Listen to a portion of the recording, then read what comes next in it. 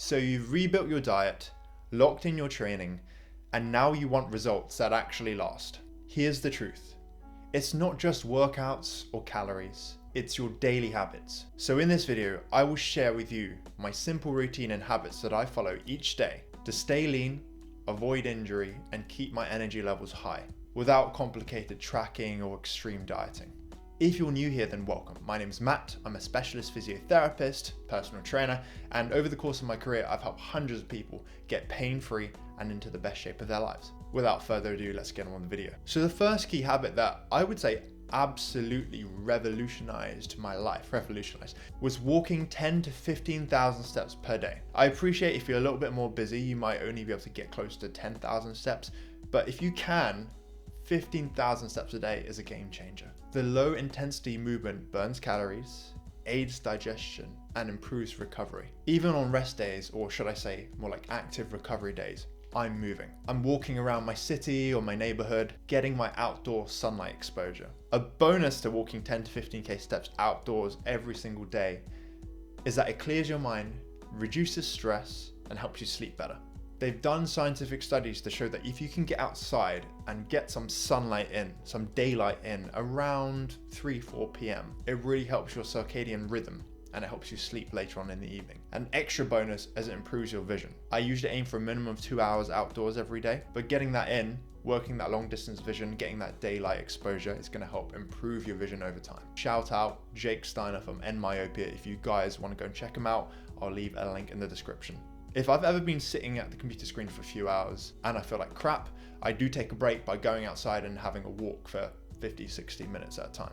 I feel so much better after it. The second habit that I follow is to prioritize protein in every single meal. One of my YouTube mentors, Wanhei Kim, actually talks about this in his video. He simplifies this perfectly. He'll say that he has 2 spoonfuls of protein before he has 1 spoonful of rice. The thing about protein is it keeps you full, it's very satiating, it protects muscle mass and stabilizes your energy levels. I aim for 0.8 grams per pound of body weight for protein. So around 2/3 of my plate is always protein. I mean, think about it. If you were to eat 200 grams of white basmati rice or 200 grams of grilled chicken breast, which one would you think fills you up more? The third key habit is consistent sleep and recovery. Everyone knows how important sleep is, but it's not just about the duration, it's about the quality. So I aim for 7.5 to 8 hours of quality sleep per night. I tend to get away with a little bit less just because of the way that I am. Some people can get away with even less than 7 hours. Most people will be in that 7.5 to 8 hour range. My girlfriend needs more sleep. She'll sleep about 8.5 to 9 hours per night because sleep affects appetite,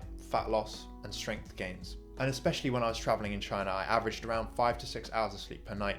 I noticed my gym performance was pretty appalling. In addition to that, I was craving those oily junk foods. Key habit number 4, hydration and minimal hidden calories. So I make sure that I drink water consistently. I'm very mindful of any hidden fats and sugars in sauces, drinks, and dressings. These small adjustments stop sneaky calories from sabotaging your progress. Because if you think about it, you could just have a little bit of sauce here, a little bit of sauce there. You don't think it adds up. But if each teaspoon of sauce is around 30 calories and you have 10 teaspoons, that's 300 calories that you could be over while you're dieting. I think one of the biggest waste of calories has got to be drinking them. And there's one caveat to this. Unless you're drinking blended fruits and vegetables, like having a green shake or a protein shake where you put fruits and vegetables and protein powder in. One of my clients is really struggling to lose fat and he was eating in a perfect caloric deficit. But when we reevaluated, it turned out that he was having a can of Coke every day. And I don't just mean Diet Coke or Coke Zero. He was having a can of full sugar, full fat. I don't know why they call it full fat Coke, but full sugar Coke, one of the original ones, which is delicious by the way. It's going to set you over your calories by at least 100, 150. So what I advised him was either don't have Coke at all or have the Coke Zero or Diet Coke. Limit the full fat Coke, the full sugar Coke to 1 day a week. And then his fat loss resumed and he lost a bunch of weight and got lean, got shredded, got ripped. And the 5th key habit is micro mobility, daily mobility work, and stretching. As a kid, you don't even need to warm up, you just start running around and you hardly ever get injured.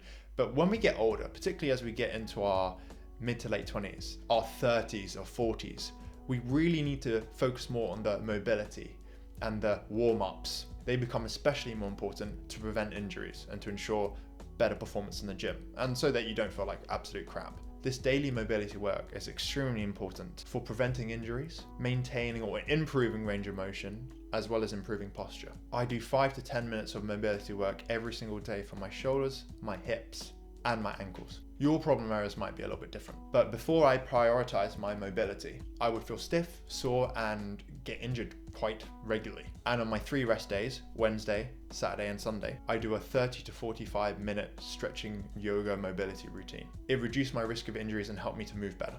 So fat loss, aesthetics, getting strong, looking good, fitness in general is a lifestyle. It's not about the big workouts or the perfect meals.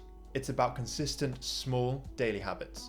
Now, if you've been following this series of getting back on track or getting into the gym, it's tied in really nicely because when I got back from China, I felt like really off track. I wanted to make a series to help you guys get back on track or start the gym. You now have the full blueprint to get back on track.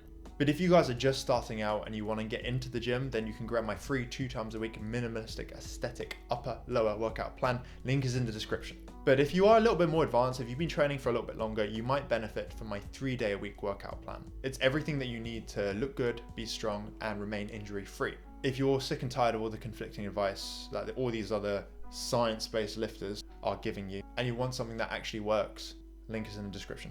Alternatively, if you want a more personalized approach, then I have a few spots open for my one-to-one online coaching. I would love to work with you guys and help you achieve your fitness goals. Link is in the description to book a call with me or drop me a DM on Instagram. I'll catch you guys in the next one. I'm on my own, broken alone. I feel the rain crashing down all around this empty town. I'm searching for the lost and found.